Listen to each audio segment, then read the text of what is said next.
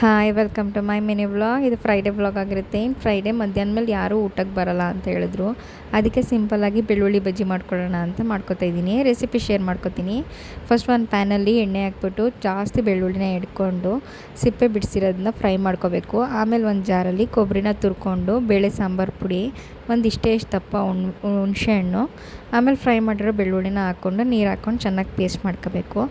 ಆಮೇಲೆ ಅದೇ ಪ್ಯಾನ್ಗೆ ಇನ್ನೊಂದು ಸ್ವಲ್ಪ ಎಣ್ಣೆ ಹಾಕ್ಬಿಟ್ಟು ಇನ್ನೊಂದಿಷ್ಟು ಬೆಳ್ಳುಳ್ಳಿನ ಬಿಡಿಸಿ ಇಟ್ಕೊಂಡು ಅದನ್ನು ಜಜ್ಜಿ ಒಗ್ಗರಣೆಗೆ ಹಾಕ್ಕೊಳ್ಳೋದು ಸಾಸಿವೆ ಜೊತೆಲಿ.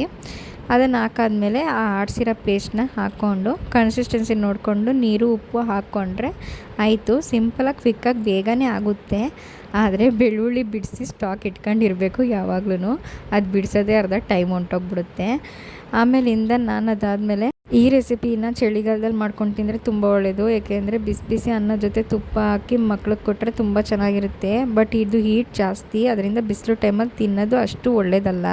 ಆದರೆ ನಾವು ಸುಮ್ಮನೆ ಸಿಂಪಲಾಗಿ ಮಾಡ್ಕೋಬೇಕಲ್ಲ ಅಂತ ಮಾಡ್ಕೊಂಡಿದ್ದೆ. ಆದಮೇಲೆ ಸ್ವಲ್ಪ ಸಂಜೆ ಮೇಲೆ ನನ್ನ ಹಸ್ಬೆಂಡು ಜ್ಯೂಸ್ ಬೇಕು ಅಂತ ಹೇಳಿದರು ಅಂತ ಅಂದ್ಬಿಟ್ಟು ಮೂಸಂಬಿ ಇತ್ತು ಅಂತ ಮೂಸಂಬಿ ಜ್ಯೂಸ್ ಮಾಡಿಕೊಟ್ಟೆ. ನೆಕ್ಸ್ಟ್ ವ್ಲಾಗಲ್ಲಿ ನಾನು ಹೆಲ್ತ್ ಇಶ್ಯೂಸ್ ಬಗ್ಗೆ ಶೇರ್ ಮಾಡ್ಕೊಳ್ಳೋಣ ಅಂದ್ಕೊಂಡಿದ್ದೀನಿ. ನಿಮಗೂ ಇಂಟ್ರೆಸ್ಟ್ ಇದ್ದರೆ ಈ ವ್ಲಾಗ್ಸ್ನ ಹಾಗೆ ಕಂಟಿನ್ಯೂಸ್ ನೋಡ್ತಾಯಿರಿ, ಶೇರ್ ಮಾಡ್ತಾಯಿರಿ. Thank you so much.